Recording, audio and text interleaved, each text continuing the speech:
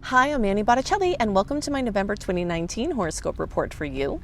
This month we have double the sweet aspects compared to the salty ones, and when that happens, it sets a mood for the general transits that's harmonious and happy. And we have Mercury retrograde, and Mercury in retrograde brings things from the past back into the forefront. So when we have the combination of sweetness in the stars and Mercury retrograde, it tends to bring sweet things from the past, happiness from the past, projects from the past, and even work that was done in the past coming to fruition or outcomes coming in a wonderful way. So we have all of that as an increased possibility in store. The mood of the month is very much still dominated by Scorpio because most of the personal planets are putting their energy through that filter, and that means it's a lot of emotional intensity. So it's definitely an emotional month, but it's definitely a good sign that there are more sweet aspects because the chance for breakthroughs are much more likely when that happens. We have Sag energy starting to dribble in, and so Sagittarius tends to show us the light at the end of the tunnel, especially when it's happening amidst this emotional time. So if you've been moving through an emotional tunnel, the Sag light at the end will start to become more apparent, and towards the end of the month that will get stronger and set us up for the Sagittarius party that is going to happen in December. So the mood will definitely start to lighten throughout the month. Something else huge that we have going on is one of my favorite aspects of the whole year, which is the Venus-Jupiter conjunction. So we're going to talk about what that can bring in general, and we're also going to zero in on your personal chart to see what field of experience that's going to occur, so you know where extra goodies can be from that aspect. I'll also share that date. I'm going to share with you all of the dates that are challenging, all of the dates that are sweet, so that you can mark them in your calendar. Also, we have eclipse rumblings. The eclipses are going to start showing up in big ways. December and January, we have eclipses, but we can often see manifestations, news, trajectory changes from the eclipses at least 4 to 6 weeks before they occur. That's why I always talk about them early, because here in November, we are very likely to see things coming in from that December eclipse. So I'm going to give you more information about that, a lot of information about the eclipse cycle so you can understand it for your patterns and your storylines. And I'll also, again, zero in on where exactly, what field of experience in your chart you will see this eclipse manifest and what kinds of things I've tended to see go along with that. I'm an astrology teacher, so I always use the charts to show you why things may happen instead of just what may happen. So if you want to learn, you're definitely in store for a wonderful learning experience. You can go to my website, anniehelpsyou.com, to see many more free blogs. I also have tons of other resources on there, including signing up for my free email newsletter, which gets you a general transit write-up of all the dates, all the aspects that are notable, and what you can expect from them 1 month early in your inbox. And if you love how I teach and you want to learn, you can see my astrology apprenticeship program at anniehelpsyou.com, as well as my other offerings. And definitely check out my book, Radical Prayer, Transform Your Life and the World in 28 Days, a wonderful spiritual companion for anyone who's seeking and who wants to create the life of their dreams. So you can go to radicalprayerbook.com. So let's see what the stars have in store for you. Hello, Virgo friends. I am going to give you lots of information about what this month may hold for you. Some of the things I talk about will be true for all Virgo placements, but other things I will drill down into some specifics, and you'll want to know where on the Virgo spectrum you are to make the most of the information. So basically, early Virgo are our August born, or 0 to 9 degrees. Middle Virgo are our September 1st through 10th, around those dates, or 10 to 19. And late is around September 11th through the rest of the sign, or 20 to 29 degrees. If you have Virgo rising, Virgo moon, or Virgo sun, this report is for you, because the sun chart, the moon chart, the rising chart, which is also the natal chart, are all windows that we look out that show us different pieces of the total picture of our experience, our astrological experience. Okay, so I'm going to use the middle degree chart, but what I'm talking about is true for all Virgo placements unless I otherwise specify. Okay, so the first thing to note is that we still have a lot of energy in Scorpio. The sun's going to be moving there. Mercury is retrograde there. Mars is going to get to Scorpio towards the end of the month. And so we still have a lot of Scorpio energy. Now, in general, this is really good for Virgo because every planet that passes through the Scorpio spectrum makes 60-degree angles with your placement. And as I always talk about, the 60-degree angles are our ingredients on the counter. Usually I make a cherry pie, right? So this time, let's make something else. Let's make like a veggie lasagna, okay? So you have all of your vegetables. I'm not even going to draw all of them, but just imagine that you have everything that you need to make this. But you have to actually make it. So like the surprise could be, yay, your spouse went shopping and you have all this stuff to make veggie lasagna.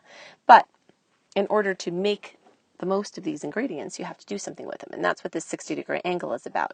So at this time of year when the planets are in Scorpio, sometimes things will come just from past work. And there's a lot of that potential, really, because Mercury in retrograde, while having a lot of sweet aspects, can bring a lot of fruition from things you've worked on. But some of the aspects that are occurring since specifically for you, you're getting 60-degree angles, may require a little work on your part. So you might have to do something in order to get the most out of these. Okay, so the energies of Sagittarius are starting to sprinkle in here. And so Venus is there all month. And then you're going to have the sun start to get there, preparing for the Sag party that will be in full swing in December. In general, Sag energy and Virgo energy doesn't play as nice. It's a 90-degree angle. Now, the predominance of energy this month is Scorpio, so that is better for you. But you'll notice these little awkward angles. You know, Virgo energy wants to be meticulous and detailed. Sag energy is all over the place and scattered. Virgo energy wants to look at the details and drill down into minutia. Sag energy wants to look at the big picture. You know, it's an energy of discord, and you will notice this sometimes, you know, depending, and this could be more complicated, you know, because our charts are very complicated. But if you know someone that has strong Virgo placements, strong Sag placements, and you have strong Virgo placements, you might sometimes wish you could kind of like polish them up a little bit and like, you know, tone them down or wrap them, you know, pull them in, rein them in a little bit. And that's the type of energy where it's just like, you know, exploding all over the place. And sometimes it's hard to keep your level of focus and meticulousness when these energies start coming in, because it's dizzying, it's scattering, you might be all over the place and, you know, get some challenges to your systems. But that's okay. You know, I always think that any aspect that is challenging could also be sweet, because 90 degrees is a pressure angle, and pressure is what creates diamonds. So sometimes you might need to be breaking out of your Virgo box, and at this time of year, the Sag planets help you to do that, and even if it's uncomfortable, then it could be beneficial to you. Okay, so the second thing that I want to talk about is the Venus-Jupiter conjunction. Venus and Jupiter are going to make a conjunction. It's one of my favorite aspects of the whole year. This is going to happen around the 24th, depending on your time zone. Add a few days before, add a few days after for the full spectrum of the potential of this manifestation. Sometimes we feel it earlier or later. But for all signs, all Virgo placements, for everybody, Venus getting together with Jupiter is an expansion of luck, of growth, of money, of love, you know, good news, information, breakthrough, sweetness, harmony, accord, solutions are all possible in general and all increased in general. So let's look at the early, middle, and late degree charts so that we can see exactly where this occurs. So it's at 28 degrees of Sag. So that's going to be the end of the 4th house for early, which it could be a little bit of sprinkle into the 5th house for early placements. I'll talk about that in a second. Middle degree placements, that's going to very clearly be in the 4th house. And late degree placements, that's also going to be in the 4th house. Okay, so the 4th house, which is going to be have a potential for all Virgo placements for this sweetness to occur, has to do with home and family. And since Venus is involved, it could be just some sweet family gatherings. You know, kind of when we talk about Venus, always keep in mind my Grandma Marge. If you don't know me yet, you don't know my Grandma Marge, but you're about to meet her. Okay, everybody that knows me knows my Grandma Marge because I talk about her all the time because she is the beautiful representation energetically of Venus. So here's my Grandma Marge when I would see her. Unfortunately, she's passed now. When I was a kid, I would come and she would kiss me on the mouth like many Italian relatives tend to do. She would tell me how beautiful I am. She would just give me some money. Okay, so you're so pretty. You're so nice. You're wonderful. Here's a meatball in your mouth. So Venus has this energy of Grandma Marge where, you're fed, you've sustenance, you've got money, you're complimented, you're happy, you're acknowledged, you get kissed on the mouth. And so that can be, expanded in general because of Jupiter. But in the fourth house, that energy is especially brought to your home, your houses, your real estate, your home business, your family of origin, ancestry, finding someone you were looking for from the past, looking into genetics, anything in your history, heredity, blessings, good news, breakthroughs, good luck, things like that. Early degree placements may also have a little a chance for this to be in the fifth house. So this is the house of romance. So this is more romance, also children, creativity, pregnancy, creative projects, hobbies, fun, bucket list. Call it the house of the bucket list. So you can have maybe some money for a trip or something that you've been wanting to do. Or money could come in for home expansion, or your perfect house can come in, or funding for your perfect house can come in, something like that. That's for everybody, that thing with the houses. Okay, so the last thing I want to talk about has to do with the eclipse. So the eclipse is going to be at 4 degrees of Cap, and it's going to be December 25th or 26th, somewhere near there, like depending on your time zone. The reason why we're talking about this now is because I've tracked eclipses for a long time from the astrological perspective, and I have seen consistently that 4 to 6 weeks before, sometimes more, but there's this hot spot, 4 to 6 weeks before an eclipse, we often start getting news. It starts awakening as bringing back into the forefront, trajectory changes, drama, endings, beginnings, all of these things that eclipses tend to bring. We often start to see that rumbling or in full bore even 4 to 6 weeks before. So if I don't warn you about it in the time, or not warn you, help you understand it, then you could be missing the connection between the things that are occurring and this eclipse cycle. So I'm going to show you where in the chart it's going to be. Okay, so 4 degrees of Capricorn is basically for all early, middle, and late degree placements. There's a chance for you to have this. I mean, it's definitely in the 4th house for late degree placements. It's definitely in the 4th house for middle degree placements. And for early degree placements, some of you will have it in the 4th house, and some of you will have it in the 5th house. But it's safe to say that all early, middle, and late degree Virgo placements will have the chance for the eclipse in the 4th house. So what I'm going to do now is I'm going to drop in a segment that explains about this Cancer Capricorn eclipse cycle, when it began, when it's ending, where we're at in the cycle, all the dates of the eclipses in the cycle, so you can look back and see, watch the storylines and how things heated up over the storyline. I'll talk about when it happened years ago, so you can understand the dynamics that were at play then and help you understand better what's happening, the themes now.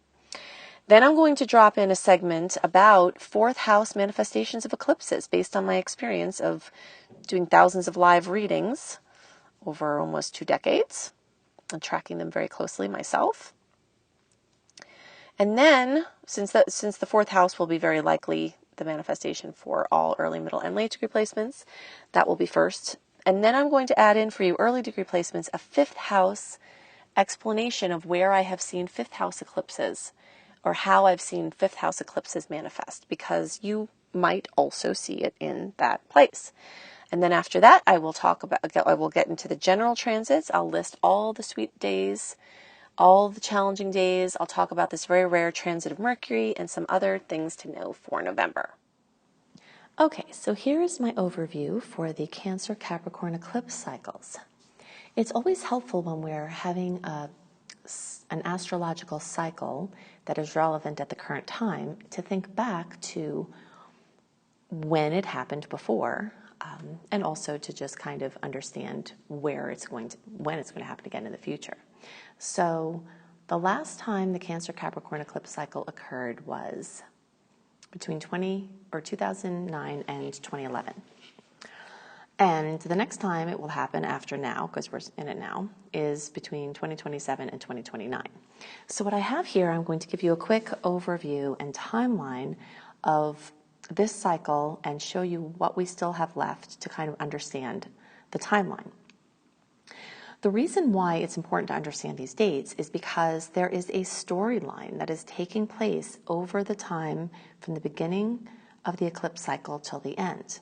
And the themes were introduced around the time, sometimes a little early, before, so around July of 2018 or a little bit sooner. The themes that came up, that are going to come up and be present this whole time, started to come up. And then at the end of the cycle, many of the things will have resolved or shifted or come to a conclusion, or whatever that turns out to look like. The reason why I spend so much time and energy in the reports where the eclipse energies are more present is because they tend to bring drama, dramatic conclusions, amazing, brilliant new openings, a shuffling around of energy in a very intense, notable way with major trajectory shifts.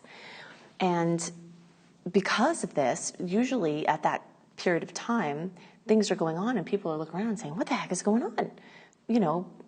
People around me are going through these massive changes. I'm going through changes. Or sometimes you're a space holder for someone else going through changes and not the one having them. But it's like there's something that seems like it's, in the air, and it literally is in the sky, and it is literally down into our experience. So there's this massive shuffling around of energy. So that law that says matter is not created nor destroyed, or can't be created nor destroyed, it simply changes form, is very much evident at eclipse time. So things will be taken away from a certain area, so they'll be eclipsed out, and then energy will be added in to a new area where these new openings will come as things are crossed out. So that's the typical, just general storyline. So as we get closer, and I usually use 4 to 6 weeks before and after each actual eclipse date as the hot spot, I call it, for the eclipse news. But anything related to any of the themes that are going on for this eclipse cycle can happen during any of this time. It doesn't have to be only right near the hot spots, but the odds are greatly increased that news, events, changes, breakthroughs, openings, closes will occur as we're closer to these dates, and that's why they're important. Okay, so July 2nd, 2018, then January 5th, 2019, and then the most recent ones before now were July 2nd and July 16th. If you want to go back to understand those eclipses and try to make more sense of things that occurred then, you can find the information about what house, meaning field of experience for your sign, the eclipses hit for, okay?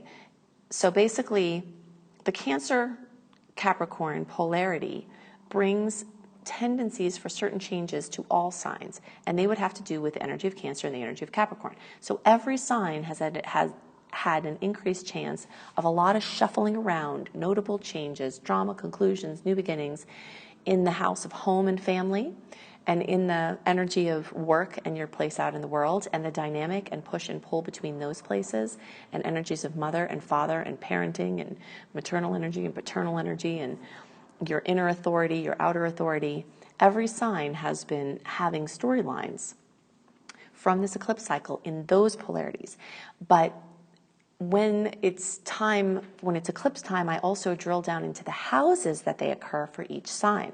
And that gets even more specific about how it affects you when you were born, what your rising sign is, what your moon sign is. You can look at these reports to drill it down even further. Okay, so for the July eclipse, if you look at my June report, and this is 2019, you can get more insight into that. And then for the July 16th eclipse, again, these happened already, but sometimes retrospectively going back to have understanding is helpful. You can see my July 2019 report for that. Now, bringing us to the present time, we're in the November report, and I am going to be talking about this December 25th eclipse.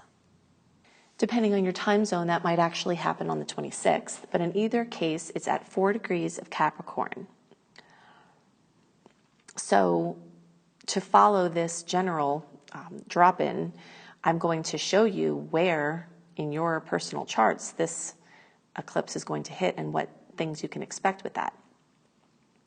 Then probably the December report I'll devote to talking about Jupiter moving into Capricorn. There is a chance I might talk about the January of 2020 eclipse in the December report, but I'm not sure yet. So, check out the December, and then definitely know by the January report I will be telling you where this January 10th eclipse will be hitting for you. And then the last eclipse has happened. So you see I have these kind of grouped this way because this is one set, and then this is the last set here in June and July of 2020. So those dates will end out this whole cycle, and things that began here will be getting wrapped up, moving along. And so you can kind of understand that where we're at. So the story in many cases is not done yet. Maybe there will be some kind of conclusion or final chapter that occurs, and then maybe, these ones here are the integration time or follow-up things or something like that. But for the most part, we're in a storyline that's still in process. And regardless of the finality or the occurrences that happen at this time, probably we're going to need until the end of this cycle in order for us to see the conclusion of the story that we are almost done with. So now I'm going to show you the charts of your particular sign and show you what houses or fields of experience this December 25th, 26th eclipse is going to occur, and what themes specifically you can expect with that. Okay, so eclipses tend to bring changes in trajectory, new opportunities coming to fruition of things in process, surprises, drama, bright openings, notable things in the forefront of home and family, and some other headers. So we're going to look at some common ways that I have seen the fourth house or Cancer eclipses manifest. Home and housing. So many people will move during an eclipse cycle where there's a fourth house or Cancer eclipse, moving to a new place. Some people, this will include like a bilocation or a multiple location. Like if you have a house already, you can set up a second residence or a different residence in addition to the one you already have. For some people, it manifests as just a complete clean different move. Sometimes it's a temporary move or a temporary change in housing. This energy very much can rule sales, or sales or purchases of homes, getting a home ready for sale, purchasing a new home. Even though eclipse time very often brings these into the forefront, definitely always pay attention to the other information I give for the horoscopes at that time to understand how other transits that can be occurring at the same time as the eclipse season can interfere or enable contractual arrangements and big steps. Very often, a fourth house eclipse will have to do with the changing of occupancy within your home. So let's say you're there and you stay there and the house is the same, but someone moves out or someone moves in. Or you start using your home for home-based business. The starting of a home-based business is very common. At bringing on, an Airbnb or any other home-based business where you're working online. Making repairs or making additions or changes to the home. And again, with these kind of things, definitely pay attention to the other aspects at the time because, minor repairs can be fine at any time, but if you're going to do major additions, there are other astrological factors that I always speak to in the horoscopes that can be relevant. But I do see these eclipses tend to bring movement along these fronts with things like this. Changes in or notable things going on in family, and that's your family that you live with or your family that you came from. Drama, solutions, healings, people getting married, so there's new entrances to the family, people having separations, children, new children coming into the family. I see a focus on ancestry and genealogy come up very often in this. You might find out you have a relative that is notable. You might connect with someone in your genealogy. You may become really interested in tracking your ancestry or genealogy. Or someone may contact you. Childhood psychology is another thing I see come up. There are rhythms at play in our lives, and and things tend to be cyclical. So the things that you're experiencing now, a lot of the ways that you feel right now, you felt as a child, and that had to do with childhood imprinting and many other factors. But the relationship between what you're experiencing now and what happened as a child, and possibly even prior to, if you believe in past lives or if you believe in genetic memory manifesting as our experience. So, attention to what's happening now as it relates to the past and doing inner work to help stop the cycles for yourself and your family. So that I see that often come up with the fourth house eclipses or Cancer eclipses. So in general, with the fourth house or Cancer eclipse, be prepared to focus on your inner world or the things closest to you, like home level, family level, history, and your emotional or inner space. Eclipses tend to bring drama, fruition, major closings, major openings, major trajectory shifts, surprises, or accomplishments along the lines of things that were already in process.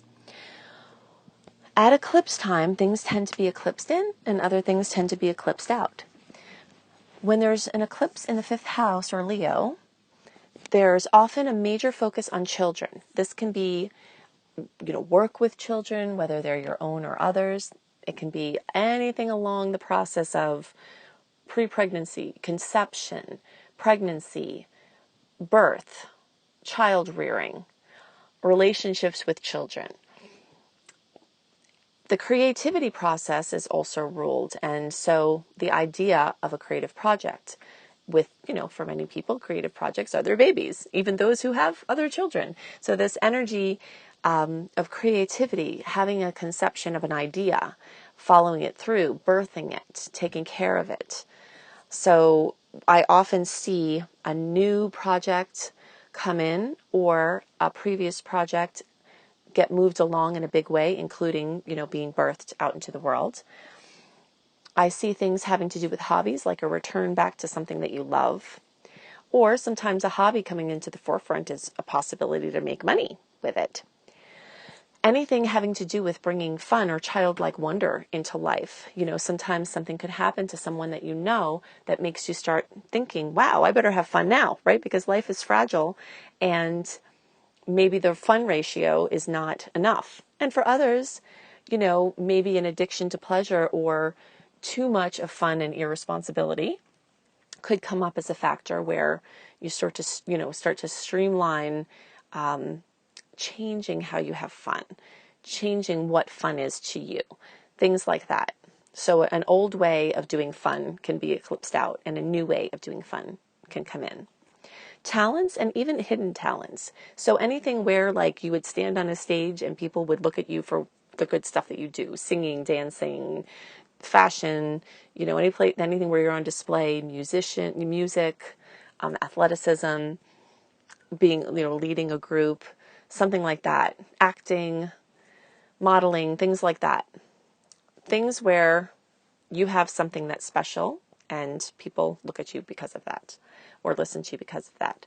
So those can be brought up. So you might find a hidden talent in an eclipse cycle, something that you didn't know that you were good at. So it definitely is important during this time to take those nudges. If there's something you always wanted to do or something that keeps coming up, to just try it, because it may result in you finding something you really, really love or that you're really, really good at. Anything having to do with leadership, being seen, your role as a director or a creative director, the energy of your personal creative flow coming in a bigger way, where you figuring out what that is. Many people have been so focused on what other people need and what they're supposed to do that they've strayed away from what they actually love. So this can be a time where you start to take ownership of your own creative juices and getting those out into the world. And really just this energy of being seen in multiple ways. So maybe clearing some vows where you vowed to not be seen for various reasons. So children may need more attention. If there's some things or patterns that are continuing to come up, this may be the time when they actually have to be dealt with. This can also be a time of stepping into a new awesome chapter with kids. And any of these other things that we spoke about are very likely to come into the forefront. So a really great way to use the energy of this time is to make a commitment to your creativity and make a commitment to the things that really light you up. You know, this Leo energy is ruled by the sun. So anything that just makes you feel on fire is something that comes into the forefront, either to do more of or to come into more balance with. Okay, so I'm going to give you the visuals on the general transits that will affect all signs for November 2019. And definitely remember that what I'm giving you here is a summary of some of the things to watch out for. If you want a more complete written list of the general transits that are most notable and the energies and potentials that go along with them delivered into your inbox 1 month early, then definitely go to AnnieHelpsYou.com. And at AnnieHelpsYou.com, you can sign up for my free email newsletter. Annie Helps You, that's supposed to say YOU. It's not legible. Then you sign up for my free email newsletter, and I will send you a written report about this general transit energy a month beforehand so that you have it for your planning purposes and you have it, you know, as a visual. Okay, so like I mentioned, the first thing to know about this month is that there are around 12 awesome aspects and around 6 more challenging ones. So whenever we have a month where there's like double the nice ones compared to the challenging ones, then it sets a tone for the month that is super sweet. Now, as I always give this disclaimer, I will give it again.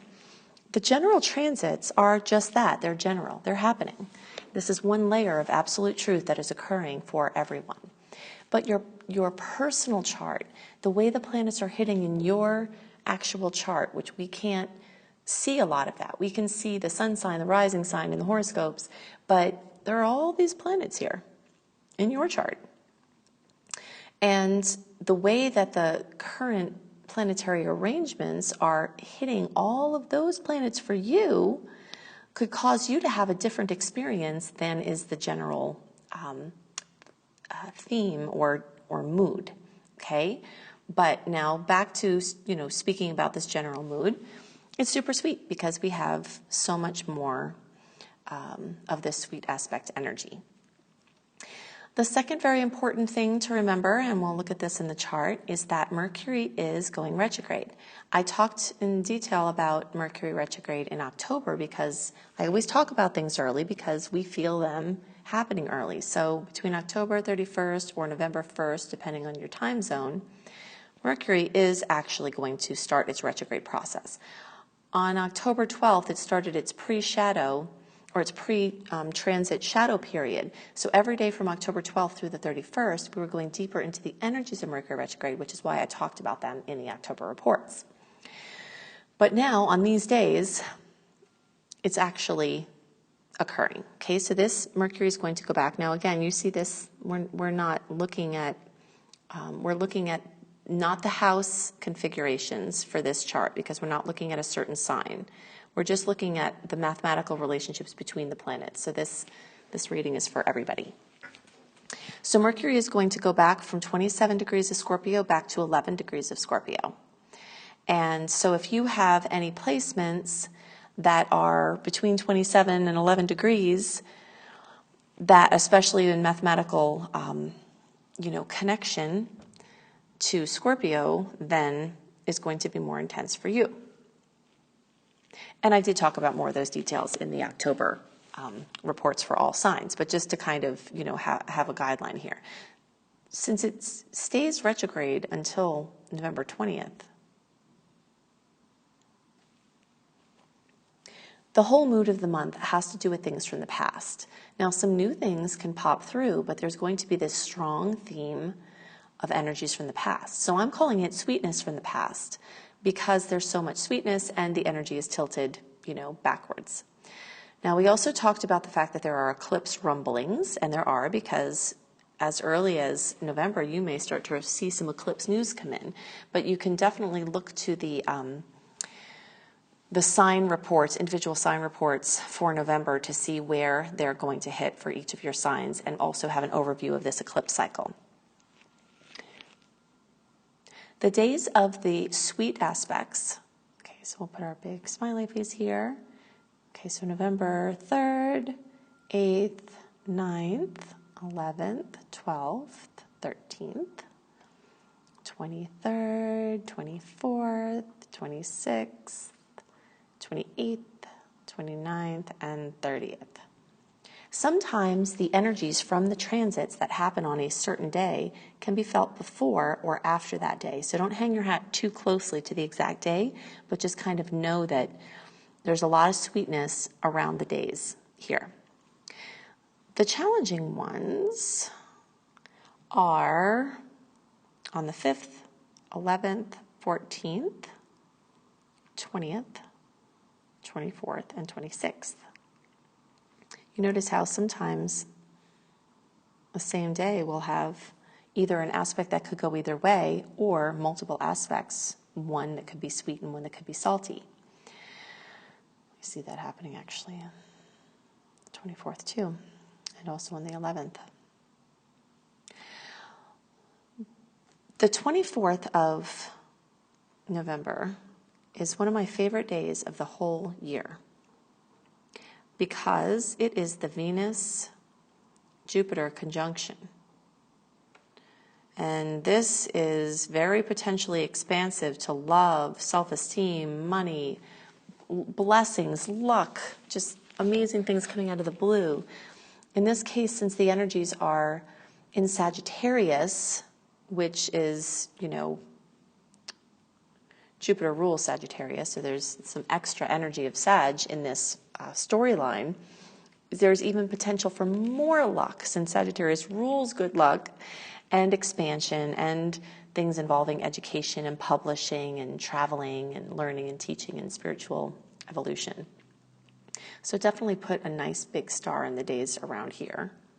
Now, do remember, of course, like we talked about, there is also a salty aspect on the 24th and 26th.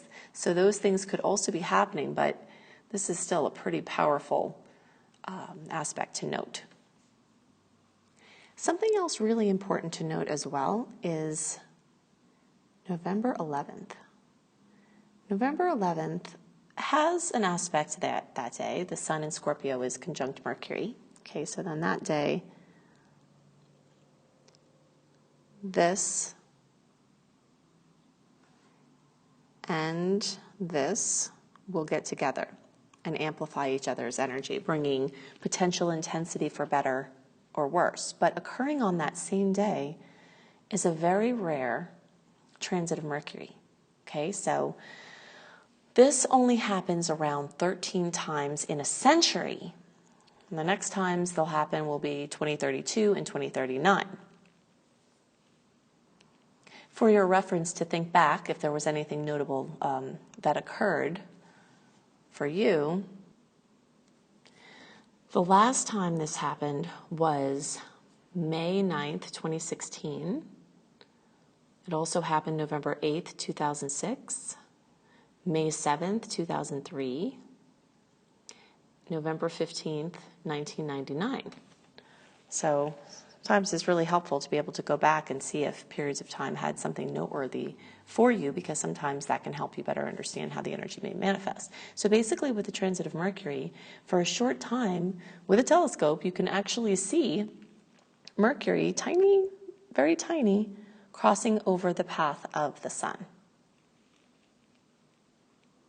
So that's a pretty cool astronomical occurrence, but it also turns out to be energetically a very cool astrological occurrence. And so, you know, it just can add to the intensity. Mercury rules news and travel and communication and devices for that. So breakthroughs in communication, really big news, really big physical shifts, things like that could be prominent at this time. Okay, so those are the things most on my mind, just to give you a summary of this month of the general transits. Definitely sign up for my free email newsletter at anniehelpsyou.com, because you can see more about what I do in that newsletter is all of these dates that I list. I tell you what the aspect is and what kinds of energies tend to go along with them. So I have these all itemized out. Okay, also if you want more information about the month, I do also do written horoscopes at cozybysweetstarlight.com. And they're often talking about different things than I talk about in the videos. Okay, so Cozy by Sweet, this is all one URL, starlight.com. You can get monthly horoscopes, again, around a month early on there to get more information, and you can go to anniehelpsyou.com in order to get more blogs. And actually on Cozy there are also lots of other astrology blogs, astrology for wellness blogs, and other positive lifestyle blogs. And at anniehelpsyou.com I have lots of astrology blogs for the full moon, for the new moon. So I put together lots of things for you to be able to make the most of the energetic potential. Definitely go to anniehelpsyou.com to check out all of my free blogs. You can also check out my Astrology Basics and Beyond course if you want to learn the basics of astrology. If you want to go into an insane amount of in-depth astrology wonder, then you can check out my astrology apprenticeship program that can teach you how to use astrology for anything from self-development, helping yourself, helping your friends and family, to being a professional astrologer full on. I can help you with that. You can check my course out at anniehelpsyou.com. I also have a coach certification course. I also have a creating successful online business course that teaches you how to create an online presence and funnel that presence into your paid services so that you can roam free as a bird like I am. You can see I'm in a random place recording because I'm traveling and trying to get these recordings done for you. So you can see all of that at anniehelpsyou.com. Definitely check out my husband B.R. Newman's site, iamhelios.com, iamhelios.com.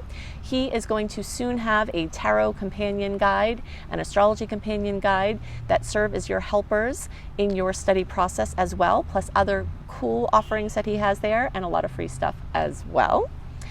Go to see my book, Radical Prayer, Transform Your Life in the World in 28 Days. It has become a beloved bedside companion and purse and card-toting companion to my fellow spiritual seekers, so I have heard. So you can see that at radicalprayerbook.com. If you love my shirt, this was sent to me by an amazing woman, with an artist with a beautiful story. And she creates these awesome astrology design garments and all kinds of other designs as well. So you can see her story.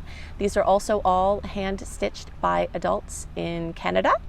So you can check that out in the notes below this video. So when you click on the ... or more, all of my websites will be there. The link to see more about these designs will be there. I hope you have a wonderful month, and I'll see you next month. Bye.